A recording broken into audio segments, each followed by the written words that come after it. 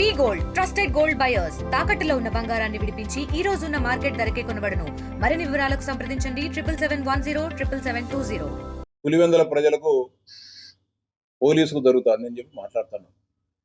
అంటే రాజశేఖర రెడ్డి గారి కుటుంబం 1978 నుంచి క్రియాశీలక రాజకీయాలు వచ్చినప్పటి నుంచి ఈ నియోజకవర్గంలో ప్రజాస్వామ్యబద్ధంగా స్వేచ్ఛాయుత వాతావరణంలో ఎన్నికలు జరిగినాయని చెప్పి ప్రసాద్ రెడ్డి భావిస్తున్నాడా? నీ గుండెల మీద చేసుకొని చెప్పగలుగుతావా? దీనికంటే ముందు జగన్మోహన్ రెడ్డి గారు ముఖ్యమంత్రి అయిన తర్వాత స్థానిక సంస్థలు కానీ సర్పంచ్ కానీ ఇవన్నీ ఎన్నికలు జరిగినాయి. ఈ రాష్ట్రంలో ఎన్ని వేల ఎంపీటీసీలు, ఎన్ని వందల జెడ్పీటీసీలు, ఎన్ని వేల సర్పంచ్ స్థానాలు ఏకగ్రీవంగా ఎన్నికైనాయి. మీరంతా ప్రజాస్వామ్యబద్ధంగా గెలిచినారా? ఈరోజు నిన్న జెడ్పీటీసీ నామినేషన్ల సందర్భంగా స్వేచ్ఛాయుత వాతావరణంలో ఈ జిల్లాలో జరిగే 2 జెడ్పీటీసీలకు సంబంధించి ఎవరు కావాల్సింటే వాళ్ళు నామినేషన్ వేసే విధంగా ప్రభుత్వం రక్షణ ఏర్పాట్లు చేసింది. పులివెందుల నుంచి 12 మంది వేసినారు, ఒంటిమిట్ట నుంచి 24 మంది నామినేషన్లు వేసినారు. ఎక్కడైనా కానీ మిమ్మల్ని అడ్డుకోవడం జరిగిందే? గతంలో జరిగిన ఎన్నికల్లో లోపలికి జిల్లా పరిషత్ కార్యాలయంలోకి రిటర్నింగ్ ఆఫీసర్ దగ్గరికి రానికోకుండా పోలీసులతో కిడ్నాపులు చేయించి ఎవరైనా కూడా లోపలికి వస్తే వాళ్ళని లోపలనే దాడులు చేసి ఇంకా ధైర్యంగా లోపలికి ఎవరన్నా పోయి నామినేషన్లు వేస్తే వారి నామినేషన్ పత్రాలు చించిన విషయం ప్రసాద్ రెడ్డి మర్చిపోయినట్టున్నాడు. నువ్వు జరిగిన మీ ప్రొద్దుటూరు మున్సిపల్ ఎలక్షన్ ఏ విధంగా చేశాను? ఎంతమంది ఏకగ్రీవంగా అయినారు? అంటే నువ్వంత బ్రహ్మాండమైన ప్రజారంజక పరిపాలన చేసినావు కాబట్టి ఏడాదిలోనే నీ ప్రొద్దుటూరులో ఎవరు కూడా కౌన్సిలర్లుగా పోటీ చేసేదానికి ముందుకు రాలేదా? నువ్వు నీ బామాటి చేసిన అరాచకాలకు భయపడిపోయి ప్లస్ అదే రోజు నువ్వు ఏదైతే పోలీసు అని మాట్లాడుతున్నావో అదే పోలీసును అడ్డం పెట్టుకొని ఆ రోజు దౌర్జన్యాలు చేసి ఏకగ్రీవంగా చేసుకున్నావు. పులివెందులో 7 జెడ్పీటీసీలనే ఎంతమందిని బెదిరిలే? ఎంతమంది సర్పంచులు పోలీస్ స్టేషన్లో కూర్చోబెట్టి సర్పంచులు పోటీ చేస్తామంటే అప్పుడుండే ఎస్ఐలు కానీ, సిఐలు కానీ, డిఎస్పీలు కానీ స్టేషన్లో పంచాయతీలు చేయలే. ఈ రాష్ట్రంలో స్వేచ్ఛాయుత వాతావరణంలో ఎన్నికలు జరిగినాయి. కుప్పంలో ఏం జరిగింది? మున్సిపల్ ఎలక్షన్స్ లో 2005 సంవత్సరంలో మున్సిపల్ ఎన్నికలు జరిగినాయి. రాజశేఖర రెడ్డి గారు ముఖ్యమంత్రిగా ఉన్నప్పుడు ఆ రోజు వివేకానంద రెడ్డి గారు లేరు, చనిపోయినారు. రాజశేఖర రెడ్డి గారు చనిపోయినారు. నువ్వు అంత స్థాయి లీడరు కాదు. అప్పుడు అవినాష్ రెడ్డి గారు లేరు ఇక్కడ. ఏం జరిగింది ఆ రోజు?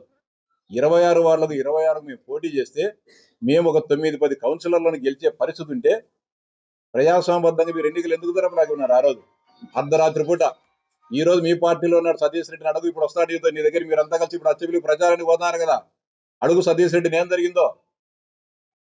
దౌర్జన్యంగా సతీష్ రెడ్డి, నేను, నాగవర్ధన్ రెడ్డి ఇంట్లో ఆ రోజు ఉంటే అర్ధరాత్రి కూడా 12-1 గంటల మధ్యలో ఆ రోజు సిఐ రాజేశ్వరుడు ఉన్నాడు ఇక్కడ. 100 మంది మీ గుండాలందరినీ తీసుకొని పోలీసుల సహాయ సహకారాలతో వస్తే మేము ఆయన ఇంట్లో ఉంటే మా మీద రాళ్ల దాడులు చేసి మమ్మల్ని కిడ్నాప్ చేయాలని మీరు ప్రయత్నం చేయలేదా? బలవంతంగా ఆ రోజు తీసుకొని వచ్చి మమ్మల్ని స్టేషన్లో కూర్చోబెట్టలేదా? నన్ను సతీష్ రెడ్డి నిజమో కాదో, లేకుంటే సతీష్ రెడ్డి దీనికి సమాధానం చెప్పమనండి. ఆ పార్టీ తరఫున వత్తాసు పలుకుతా మాట్లాడుతాడు కదా. ప్రజాస్వామ్యం పదవిలుతాంది, జగన్మోహన్ రెడ్డి దేవుడు, రాజశేఖర రెడ్డి దేవుడు అని చెప్పండి సతీష్ రెడ్డిని అడుగు. ఈరోజు మీరిద్దరు కలిసి ప్రచారం చేస్తారు కదా, ఏం సతీష్ అన్నా నిజమా కాదని అడుగు. ఇంకా బలవంతంగా ఆ రోజు మా అభ్యర్థుల మీద వాళ్ళే డబ్బులు జోబులో పెట్టేది, డబ్బులు పంచుతారని చెప్పి స్టేషన్లో తీసుకొని వచ్చేసి ఇది ప్రజాస్వామ్యం అంటారా?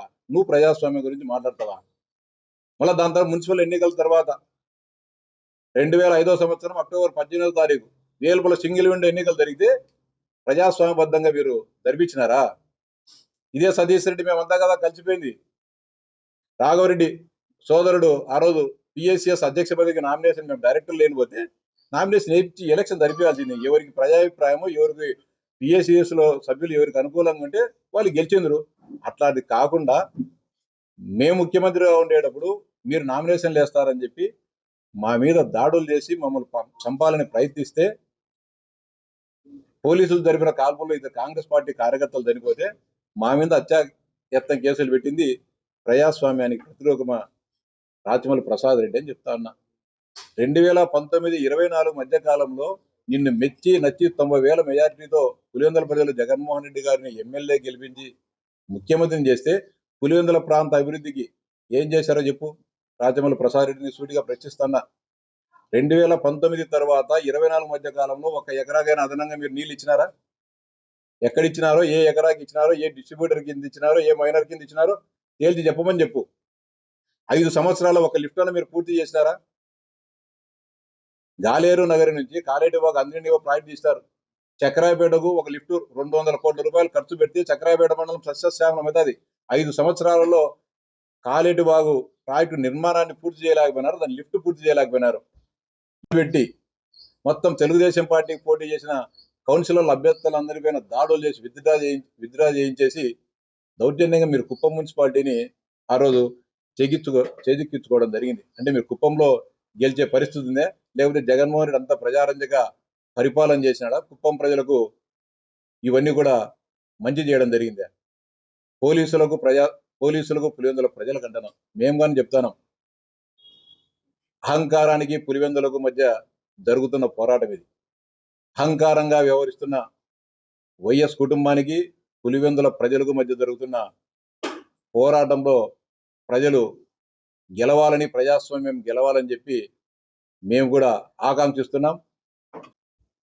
జగన్మోహన్ రెడ్డి గారు పార్టీ పెట్టిన తర్వాత అన్నాళ్ళంతా తెలుగుదేశం పార్టీలో ఉండి నువ్వు మళ్ళీ వైఎస్ఆర్సీపీలో చేరినావు. జగన్మోహన్ రెడ్డి గారికి ఎంత కమ్మడపోయినావు? జగన్మోహన్ రెడ్డి గారు ఎంతగా డబ్బు ఇచ్చినావు? నువ్వు ఆ రోజు జగన్మోహన్ రెడ్డి గారికి డబ్బుకి అమ్మడపోయింటే ఇప్పుడు కానీ వైకాపా నుంచి టీడీపీకి వచ్చే వాళ్ళంతా అమ్మడపోయినట్టే. అంటే మీ పార్టీలో ఉంటే అభివృద్ధి కాముకులు, వేరే పార్టీలో చేరితే లేదా. ఈరోజు స్వేచ్ఛ వచ్చింది వాళ్ళకు. మీ అరాచకాలకు భయపడి, మీ వేధింపులకు, మీరు చేసిన పోలీసు విధ్వంసాలకు భయపడిపోయి ఈరోజు ఇంతవరకు నోరు మెదపలేకపోయినారు. ఈరోజు ఈ రాష్ట్రంలో ఒక స్వేచ్ఛ వాయువులు పీల్చుకునే అవకాశం పులివెందుల్లో ఉండే వైఎస్ఆర్సీపీ నాయకులకు వచ్చింది. కాబట్టి వాళ్ళంతా కూడా ఈరోజు స్వేచ్ఛగా ఈరోజు తెలుగుదేశం పార్టీలో చేరుతా ఉన్నారు. మేమన్నా ఇది ఏ విధంగా ప్రజాస్వామ్యం చెప్పు. నువ్వు పులివెందులో ప్రజాస్వామ్యం పరిడవిల్లిందే. వందల వేల ఉదాహరణలు చెప్తాం పులివెందుల ప్రజాస్వామ్యం గురించి, కడప జిల్లా ప్రజాస్వామ్యం గురించి, నీ ప్రొద్దుటూరు ప్రజాస్వామ్యం గురించి, రాజకీయం గురించి. ఈ రోజుగా చెప్తాను, చిన్న లీడర్లకు 10,000 ఇచ్చేవానికి లక్ష ఇచ్చేవారికి 10 లక్షలు 10 లక్షలు కోటికి ఇచ్చారు. మేము ఇచ్చినామా? అంటే మీ పార్టీలో పనిచేసిన వాళ్ళు వైఎస్ఆర్సీపీ సిద్ధాంతాలకు, అదేవిధంగా జగన్మోహన్ రెడ్డి చేసే అభివృద్ధి కాంక్షించి ఆ పార్టీలో చేరడము, లేకపోతే ఆ పార్టీ తరఫున పనిచేయడం. మీ పార్టీలో నచ్చక, మీ నిరంకుశ విధానాలు నచ్చక పార్టీ మారితే అమడమైనట్లా? సూటిగా అడుగుతాను. 2009 ఎన్నికల్లో ఇచ్చారు ఒక్కరిని చూపి. పులివెందుల పోలీసులు ఎస్పీ గారు కానీ, డిఎస్పీ కానీ, సిఏ కానీ, ఎస్ఐ గారు కానీ ఈ మండలంలో ఉండే ఏ ఒక్క వైఎస్ఆర్సీపీ కార్యకర్తను కానీ పిలిచి నువ్వు పార్టీ మారని కానీ, లేకపోతే నువ్వు పార్టీ మారకపోతే నేను అంత చూస్తామని చెప్పి ఒక్క కార్యకర్త పేరు చెప్పు. ఇంకా బిల్లులు ఇస్తామని చెప్పి చెప్తున్నారు. గతంలో 2019లో మీరు అధికారంలోకి వచ్చిన తర్వాత కొంతమంది మా పార్టీ, అంతకుముందు తెలుగుదేశంలో ఉన్నవారు మీ దాంట్లో చేరినారు, వాళ్ళందరికీ బిల్లులు చేసినారు మీరు. 2019లో తెలుగుదేశం పార్టీకి సంబంధించిన కార్యకర్తలకు రావాల్సిన చిన్న పనులకు సంబంధించిన బిల్లులు ఆపిన వ్యక్తులు మీరు. ఈ ప్రభుత్వం వచ్చిన తర్వాత వాడు క్లియర్ చేయడం జరిగింది. మీ పార్టీలో అనేక మంది మీరు చేర్చుకున్నారు. ఆ రోజు బిల్లులు ఇస్తామని చెప్పి బిల్లులు ఇచ్చినారా? సతీష్ రెడ్డి మీ పార్టీలో చేరినాడు. సతీష్ రెడ్డికి ఎంత డబ్బు ఇచ్చినారు మీరు? సతీష్ రెడ్డికి ఎంత కొనుగోలు చేసినారు మీరు? సతీష్ రెడ్డి వ్యక్తిత్వాన్ని కూడా మీరు హననం చేసే పరిస్థితి ఈరోజు నీ వ్యాఖ్యలలో ఉంది. తెలుగులో ఫాస్టెస్ట్ న్యూస్ ఇప్పుడు కొత్త అవతారంలో 5 సెకండ్లోనే పూర్తి వార్తా సమాచారం మీ చేతిలో. సోషల్ మీడియా ట్రెండ్స్ మీ కళ్ళ ముందుకే live TV and voice search ఆప్షన్స్తో ఇప్పుడే డౌన్లోడ్ చేయండి. యాప్ లింక్ డిస్క్రిప్షన్లో ఉంది.